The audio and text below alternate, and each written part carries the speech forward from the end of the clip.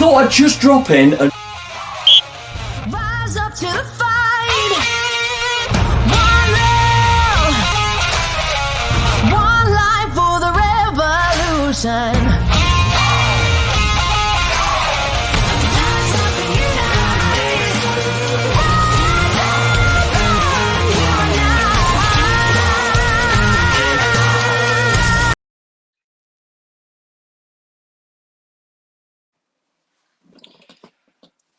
soccer is all about inclusion. And I've been talking about inclusion for several weeks with several different organisations. And a couple of people have said, just let soccer happen. And soccer will run itself. But unfortunately, we have to check in and make it visible, make it known. And on today's show, Sport in Denver, we have a gentleman that is the leader, the head honcho of CP Soccer. And I want to make it quite clear out there today. We've got to talk about that. We've got to introduce it to everyone. And we want to take it nationwide. Ash wants to take it nationwide. And I certainly want to bring it here to Colorado. So on today's show, Ashley Hammond, the main man for CP Soccer, who is going to fully inform us and educate us about the whole program, the excellent program, and the whole project. Ash, welcome to Sport in Denver, mate, and thank you very, very much for joining us. Hey, thanks, Richard. Thanks, Anthony, also for putting the show together. Sporting Denver, can't thank enough for hosting us. Really wonderful invitation. Thank you so much. It's been fun working with you leading up to this, and I do love the show. I love the people that you bring on, and I really appreciate the opportunity to speak. You're more than welcome. So, Ash, it looks really it's snowing here, mate. It's cold, but Colorado is still beautiful, my friend. But where are you right now, mate? So I had the good fortune to get myself vaccinated fully, and we have a place in St. Martin that we timeshare, and this is our week. So managed to sneak out of the country for a couple of days down to St. Martin with a couple of my boys, and unfortunately, my good wife is still at home, who I love dearly, and she was the brave one to stay home and take care of everything else. But she was kind enough to let me and some of the boys come down here for a quick week off. So in St. Martin, Richard. Sometimes you need a break, so that's not a bad choice, mate. So not the worst. Recharge the batteries, yeah. Indeed, yeah. You know, it's been a really crazy different year. We were so lucky. Our cerebral palsy community, our CP community, rallied to the COVID issues, and we managed to go online and do a ton of coaching online with our crew. And throughout the bulk of the worst parts of COVID, we had hundreds and hundreds of kids come online with us and train every day. Myself and my sons were in our indoor sports facility that we own, and we were so lucky that we trained, and our kids were amazing. So we've had a busy year coaching as normal, just online, and that's not what a lot of clubs haven't been able to do. That we did. It was really successful for CP Soccer. That's absolutely fantastic. CP Soccer, cerebral palsy. Yep. Educate the planet, educate this country, educate Colorado on that right now. It's brilliant. Sure. So the U.S. Soccer hosts one disability national team at the moment, and it's the men's PNT, Men's Paralympic National Team, U.S. seven-a-side national team. And to be eligible for that team, you have had to have a stroke, cerebral palsy, or a traumatic brain injury. And so we created CP Soccer to identify players in that realm, all of whom have had a stroke, cerebral palsy, or traumatic brain trauma, because there's no feeder system to it. It doesn't exist. And effectively, we've created CP Soccer to create that feeder system, not only for the national team, because it doesn't matter how good or bad you are. We don't care if you're going to play for the national team or not. If you've had CP, stroke, or traumatic brain injury, you're eligible for our program, and we're going to allow you to have a good time playing soccer. The vast majority of kids with those conditions cannot compete in able-bodied soccer past a certain young age, 8, 9, maybe they get to 10, maybe 11, but most of the kids cannot compete with able-bodied players. And so we just wanted to create a parallel soccer program where they can enjoy with their peers and kids like themselves. And that's really what we've done with a lot of people. Certainly not just me, a lot of people working really hard. And so that's how you get in. That's what your eligibility criteria is. We currently operate in about 13 city or 11 cities across the U.S. The objective is to take it to every city, because every large metro area, everywhere in the country, there are kids with these conditions. And so the idea is to allow kids to play. And COVID's actually helped that, because we on Zoom, we had one girl in North Dakota, we had one in Iowa, we had one in Florida who wasn't near our satellite, one in California, North California, all over the country. They found us. And so we ended up collecting, if you like, kids from all over the country. So we're growing real quick, and with Sporting Denver and people like yourself giving us the opportunity to talk about it, it'll only help. When we had a chat before Christmas, Ash, and put on to us by Jen, a very, very good lady, it just cold called me and said, you need to interview this guy. So I said, okay, the rest is history between me and you, mate. I was surprised in terms of, which is going to change now, how difficult it was to get everybody to come to the group, to make that awareness of it. Has that changed in that short period of time from our first conversation, Ash? So I'm going to avoid that question a little bit, because I just want to tell anybody who's listening, if you want to talk football, so I've known Richard only a little while, but as much as I've loved our CP conversations, just talking football with you, mate, has been so fun to get to know you. It's been a lot of fun, because it's lovely to go out and talk footy. So if you ever want to talk footy, find a way to get hold of Richard and just talk to him footy, because that's so super fun. The fact that you're so interested in our process and CP soccer, that's just incredible. The hard part is finding kids. That most kids who have that level of disability, they just assume they cannot play able-bodied soccer. They kind of know where they fit, or they try really young, and they very early get weeded out, marginalized out. And then they're done. Where do they go? When you look online, if up until we came along, if you looked up online and said, where does a CP soccer player go? There was nowhere. And so getting those kids together is hard. And like I say, there's many smaller villages, towns, and cities across the country where there's not a lot of kids like yourself. And so it's extraordinarily difficult. The onset, if you like, of COVID, again, I think it really helped us actually in some regards getting players. But again, Sporting Denver and people like yourself give us these platforms. I guarantee there'll be kids coming out from having heard this. So thank you. You're very welcome. So the question everybody asks, which I try and avoid, so I'm going to try and rephrase it a little bit different. How'd you get into this, mate? So my son is my degree is coaching, and obviously I've been a professional coach for virtually my entire life. But I also, throughout my college career, I loved doing disability soccer coaching throughout my degree program, and I've sort of done it all my life. And then when my wife and I had one of our children has cerebral palsy, Shay Hammond has CP, and when we found out that when he was young, nothing changed. We just raised him as a soccer player, and luckily he liked it, and nothing really changed for him except for the fact, obviously, he struggled tremendously in the able-bodied game as a young player. And when he was, 12. When he was 12, my wife saw the CP World Cup in England on BBC. She was reading BBC, saw the World Cup. She said, "Oh, Ash, look at this. There's a CP World Cup. Who knew that?" And so we contacted the coach when he came back from the World Cup. We sent him a video of Shea playing, and he flew him out to San Diego. And he tried out, and they loved him. At 13, he was doing pretty well for a kid with CP. But CP, from a perspective, he was doing really well.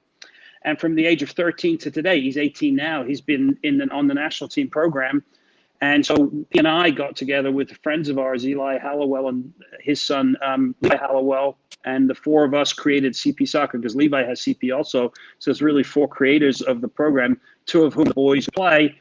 And we said, I'm lucky. My kid got through this because I'm a professional coach, and I had an indoor sports facility. And Shay really got through the able-bodied world much, much easier than the average kid can.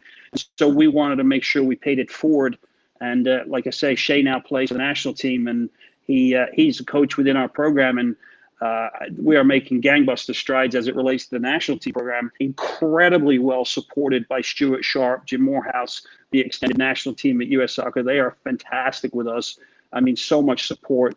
And then, of course, there's just the kids that want to play recreationally. they belong with us too. They have no kid with CP will ever be cut from our program, no matter how good. Can't walk and kick the ball? No problem. We'll find a way to make you play and have fun. Brilliant. Brilliant. Anthony, he's the Spielberg of the show. Could you put, would you mind just popping that? I just want to make it visual. Would you mind popping that? There is the logo. Keep a lookout for it. I know we've got a web page that you can connect with. And can they connect with you, Ash, or any member of that organisation to find out more in their local communities? I know you can go online, sportingdenver@gmail.com. Get hold of me and Anthony, and we'll get things moving here. Can they get connected with you, Ash? Is there any other means of getting that out there and getting people connected? And let's get a crew together, my friend. Yeah, by far the best way to get hold of me is just ashley@cpsoccer.us. You can email me anytime you like. Again, I know you and I have spoken about it. The idea that Sporting Denver is going to help us and support us and is wonderful. But Ashley at CP Soccer, it's a well-known email. I'll take any and all emails. I am by far the best person to contact. We do have, like I said, wonderful partner, Eli and Levi and Shay, but also Jacqueline Chen, who, like you said earlier, is the one that introduced us. Leah Glasser is also she's one of our young CP female players, and she does all of our social media for us. So just cpsoccer.us, Ashley at CP Soccer. You find us, we will write back to you, and I'm pretty quick with that stuff. So thank you again, and I know you can always reach out to Sport in Denver as well. There, Rich would always pass your details on to us. And you know, soccer is one big family, and sometimes it's funny how you come across things, because you mentioned Jen. I mentioned Jen early, who actually gave me a call and said, you need to speak to this guy. The reason behind that was, you know, we put a show out with Peter Ramage, who's a Newcastle fan, Newcastle player. He's back over boy's a Newcastle fan. Having spent time here in the US with Phoenix Rising in the United Soccer Leagues, and I could hear him in the background. Can I get Peter Ramage's autograph? And that led to just this, and it's funny how it reaches out. So, Ash, what team do you support? So just real quick, so it's Jacqueline, not Jen, but that's all right. Jacqueline, who reached out to you, her son is Elliot, and because they live in Newcastle, that's how he's the Newcastle fan. Elliot, Brilliant. Elliot, by far away, one of the nicest young men you'll ever get to meet, and he's a devout Newcastle fan for his sins. And you asked me the question. I'm just going to raise the shirt a little bit so that everybody can see it. And we play Benfica in about 2 hours, so Arsenal's my team. For my sins, I was raised a Gooner, 55 today, or 55 years, not today, but 55 years old and 50 years a Gooner. And for my even deeper sins, I'm a Colchester United fan also. I forgive you on that one. I know a few Colchester. I know a few Colchester fans. That goes with the geography of where you're from. So, on that subject. That area. Well, hold on, Rich. Hold on a second. If we're talking about crosses to bear, Derby County's a rough one, my friend. Derby County's a rough cross to bear. Okay. Essex, back on track, mate. Essex. Oh. Yeah, and I had to spell it Forest and Derby and Forest. There we go. That's history. Yeah, we'll lose a load of followers and supporters now. Thanks for that. No problem. Sorry, Essex. No, mate, hey, if we can't joke and do changing room, you know, what's soccer for, you know? So that Essex location, you know, East of London, what was it like, you know, growing up there, getting involved in soccer, and then obviously you've come across the pond. Talk us through that background for us, please, Ash. I'm born and raised in Colchester. My lovely 2 sisters, myself, my mum and my father, and then my family back there. I've got 2 incredible sisters who I love dearly back there, who and my mom and dad still alive back there. And my dad and mum fortunately moved our house to within 50 yards of Colchester United's football ground when I was 7. And so from the age of 9, I became T-boy, boot boy, grass mower, line painter, made tea at halftime when Man United came down for the FA Cup. You name it, at Colchester United's Old Layer Road. From the age of 9, it was really 9 to 6 to 17, sort of 8 years, I was an integral part of the locker room scene there. And as a young boy being involved in that, that was dreamland. Every big team that came in for the FA Cup, the League Cup, and even all the Costa boys that, the players that went on to play big time. So that's how I got involved in football. And then at 16, I played for the reserves once, broke my ankle, career done and dusted. And when I was 21, I got a chance to move to America. So I came to America to coach at 21. And unfortunately for my lovely mother, who always cries every time I leave England, I never really returned. And my two sisters are also equally as upset every time I leave, but they've been the most incredible strength and support in my life. My family back home, obviously now my wife and children, but that's how I ended up here. So at 21, left England and never really to return. Fish and chips, though, right? You set my sweet spot. Fish and chips, my friend. That's my desert island meal, and it's definitely the way to my heart is English. You can't. There's just English fish and chips. There's nothing else. What would case closed? Stable diet for a population. We'll leave it to that. So you've set your foundations over here. When you first came to the States, mate, where did you locate to, and where are you now with the base with the CP Soccer, mate? So we started CP Soccer in New Jersey because obviously that was Shea and the location, although Eli and Levi are from New York. We very quickly added New York through the help of Jacqueline Chen. And we're now in Massachusetts, up near the Boston area. We have an affiliate in Baltimore, Maryland, Virginia, Richmond, Miami, 2 in Houston, 1 in Arizona, and 1 in Dallas. And we're soon going to be adding a few more. We're always in discussions with other people. It requires a lot of voluntary work. It's hard, but from the main location in New Jersey, New York, we offer a tremendous amount of support, again, through the hard work of Eli and Jacqueline and other people in the organization. So if anybody wants to start, it's a very low barrier to entry, just time, not, financially, we support the growth of any new CP affiliate, if you like. We have the insurance, we do all that work for you. We'll do most of the hard work's been broken. You just got to be there, find some kids, and we'll even help you find coaches, help you find fields. We really try to make it really easy.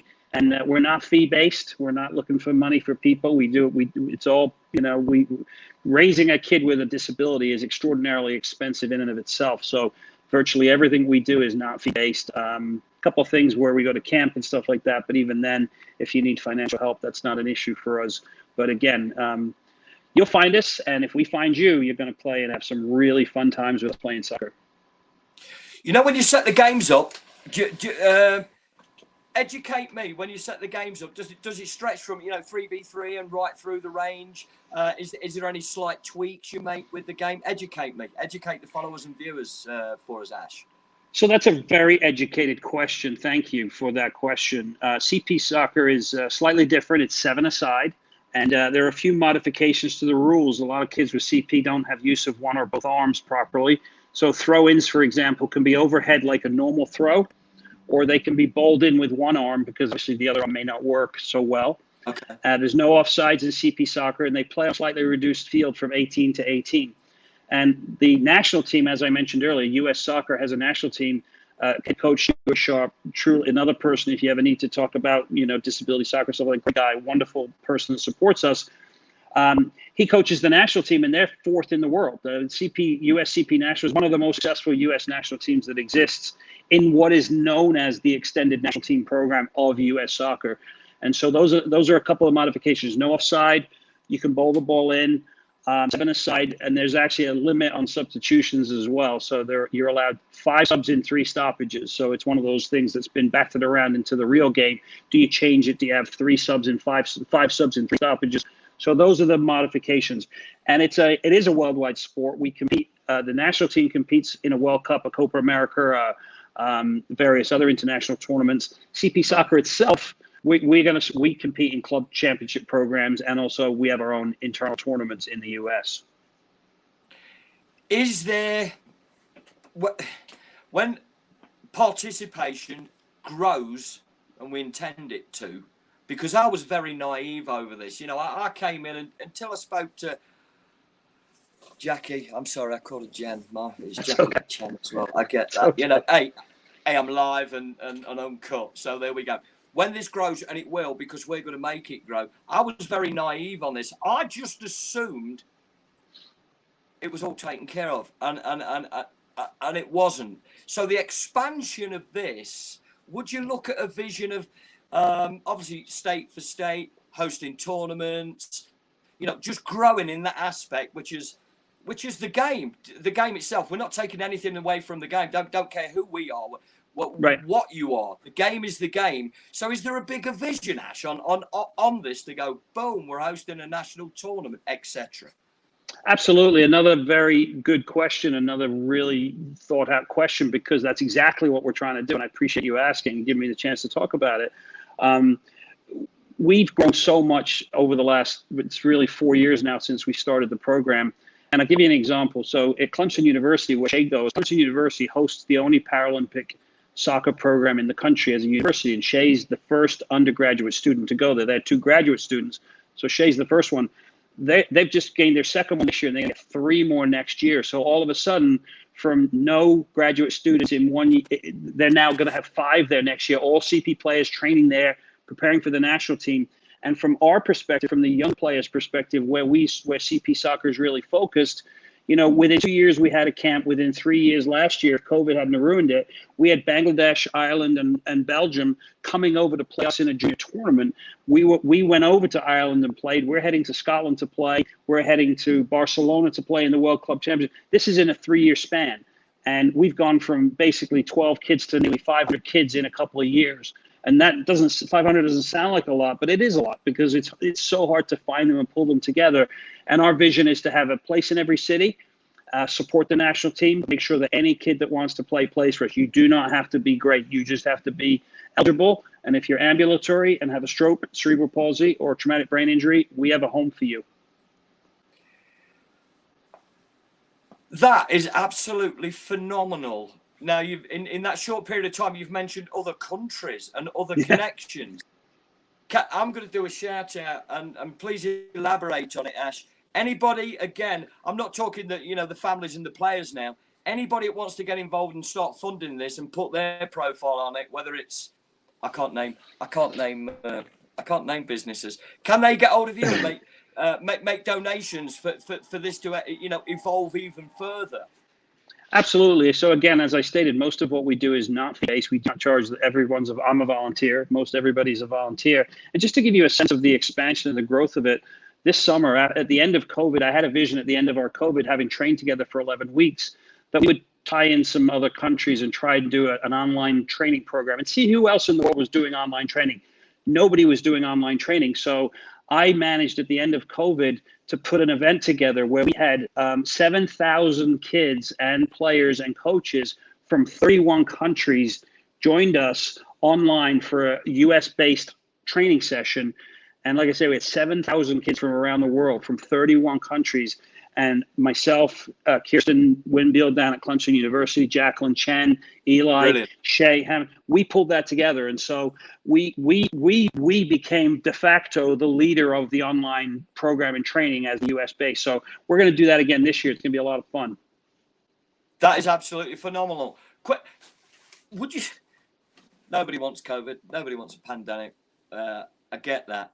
Has it sort of helped you to work behind the scenes and make those connections, not just in your up there in New Jersey, East Coast, etc., but spread that as well and get people connected, get the wheels in motion, ready for a push on, a move on, a bigger vision? Has it sort of helped a little bit, Ash? So what's funny is Eli Hallowell, my partner in the program, he and I are dangerous together, because he'll look at me and I'll look at him, and he'll say, how about this? And I'll go, let's do it. Or I'll say, how about this? And he'll say, let's do it. And one of the things that came out of COVID was I called him up one day. I said, what do you think about training the boys online and girls online? Do you think they'd do it? He said, try it. Why not? So we did. And we literally sent out an email to all the kids and said, if you show up on this Zoom call at this time, we'll train you. And we had no concept of who, and hundreds showed up. They just showed up online. And then I said, because we were originally going to do it once a week, and I said to Jay, my son, who was really running it, I said, there's this many kids. We should do this every day. So we did. We did it every day. And so literally for 11 weeks, 5 days a week, we trained hundreds of kids every day, not just one. We actually trained more than most able-bodied kids, if they were lucky, did 1 or 2 online sessions with their coaches. We did it every day. and it was so fun. So it really helped us, and it really galvanized our community. Again, largely my partner Eli's a very dangerous man. If I say something, he says do it. So he's good like that, though. I'm a big fan of dangerous people because it's great, you know. So it doesn't hurt that we've got Jacqueline. Jacqueline's equally as Brilliant. proactive and so on and so forth. So we're very lucky in the organization. She is too nice. That makes her dangerous, right? She's lovely. I can't thank you. I can't tell you how incredible it is to work with good people like her. But I'm also very lucky. Again, my wife is incredibly supportive. My son Shay, who has the disabilities in it, my other son Gage, and my other kids. We're very lucky. All of our families, you know, Eli's wife gets it. There's no when you have CP in the family, everyone has a part of it, and everybody's involved. And our community is just an incredible community, and they'll do anything for you. So come hang out with us. Even if you haven't got CP, you can still hang out with us. That's brilliant. That's brilliant. If I'm up We your neck of the woods, want to have you.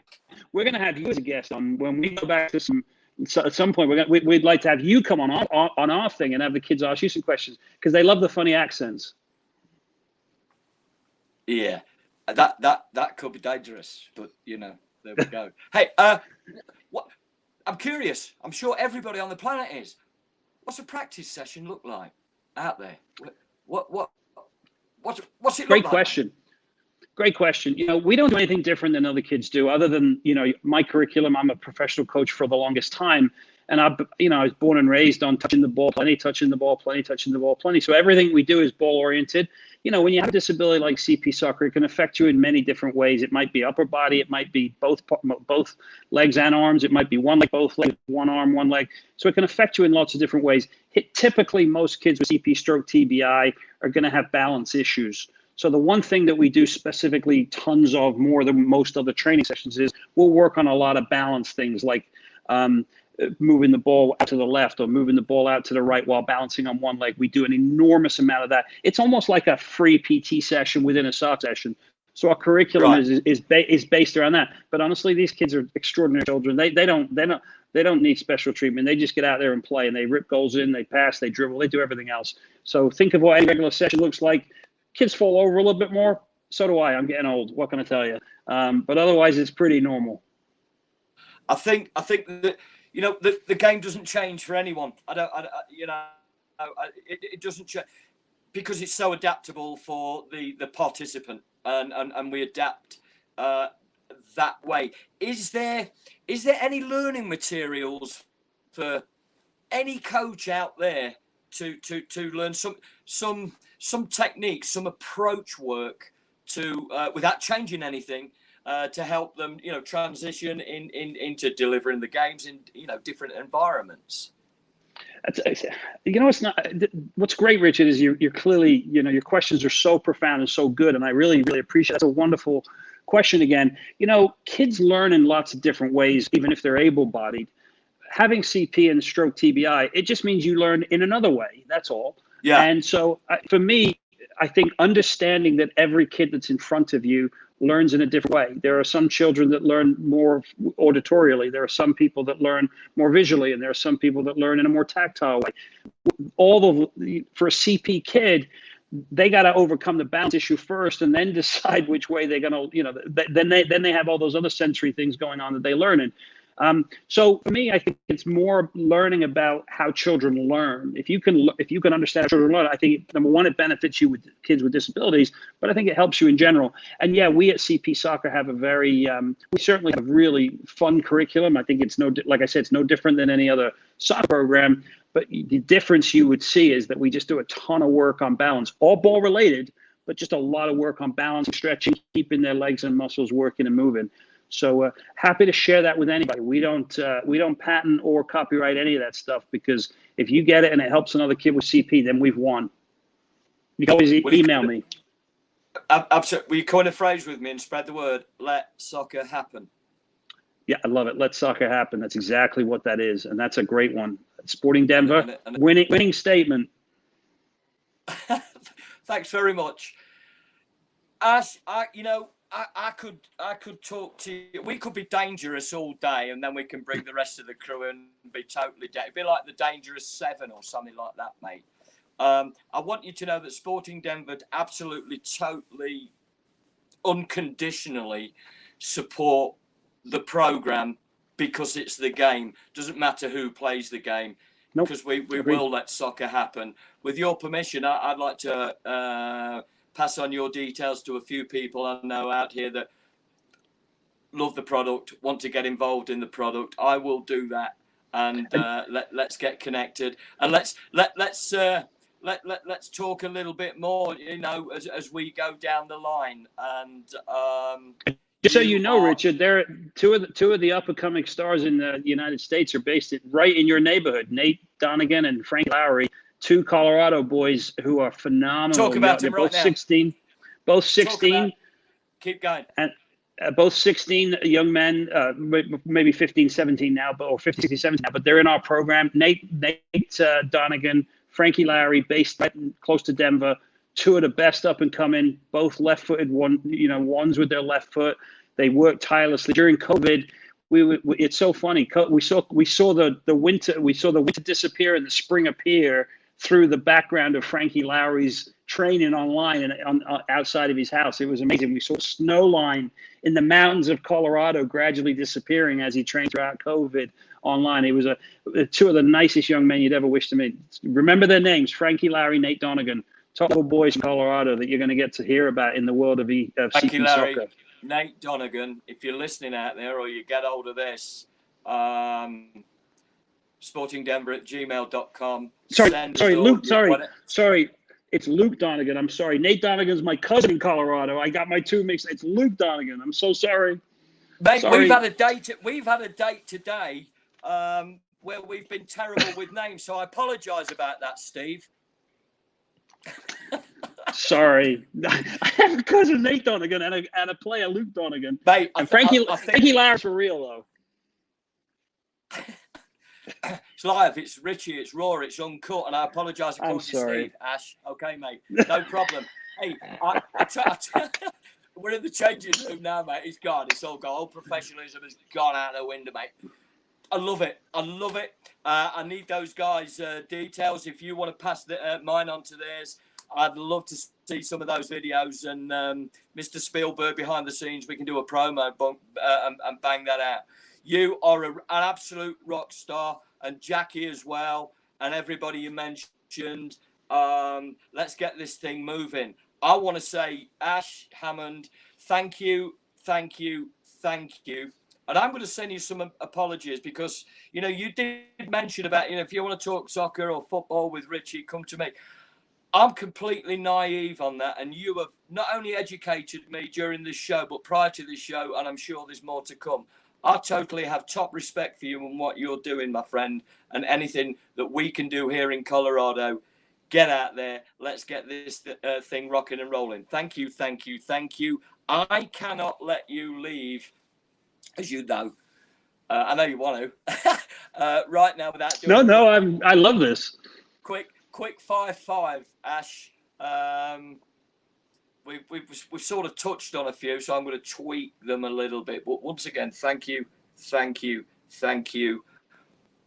We've touched on food, fish and chips. All right, we are lustful for fish and chips. I get that. If you can't have fish and chips, mate, on the food side, what's your next dish? Marmite sandwich. Not even close. Would you put baked beans on it as well? Recently evolved into Marmite and cheese, but not baked beans. Try. I'll do the cheese. You try the baked beans. Rich, the Americans. Honestly, if you ever want to do a test, I'm sure you've done a taste test with Marmite and Americans. They find it repulsive. But my mother and father raised me on Marmite, so I'm a total Marmite fan. Love Marmite. I used to have Marmite on toast and a poached egg on top because we are English heathens. Our cuisine is fantastic. I'm going to move on before I see that. Sorry. All right. We've hit on Colchester United and we've hit on the Gooners. Do you secretly look out for those results that come in for another club? It could have been an old local club or it could be here in the US. Do you have a secret support for another club outside of Colchester and, of course, Arsenal? Great question. I have a secret hate that Ipswich loses every week. That's the first one I look for, is to make sure Ipswich lost. And then the other one I look for is one of my best mates back home is a Wolves fan, and I love him to bits. He's my mate from 10 years of age, and I'm a secret Wolves fan with him. And but obviously being an Arsenal fan, your secret hope Tottenham lose, hope Ipswich lose, hope Wolves win. I've got a few like that. I'm going to move on. Growing up, back in Essex, my friend, did you have a player that was, he was your boy, or female at the time maybe? He was your player growing up? I was very lucky. A guy called Steve Foley played for Colchester United. I loved him to death. He treated me like royalty when I was 9, 10 years of age. So what I used to do is when they were training, before training, they'd put their orders in with me, and I'd drive my chopper with a little basket on the front round to the store and pick up their lunch, whether it was a meat pie and a Mars bar. And one day I had so much food. I had so much food for the boys coming back from training. I went over the handlebars of my bike, and Steve Foley got me in the room. He patched me up. He bandaged me, and that man was my hero for the rest of my life. So Steve Foley and he's done very well as a coach. But I loved him as a kid growing up. He was one of the nicest pros I ever got to meet. One of the best and nicest pros I ever got to meet. And I remember his name, and I remember his background as well. So that is cool. Now, for everybody out there, Ash riding a chopper, it's not an engine chopper motorcycle.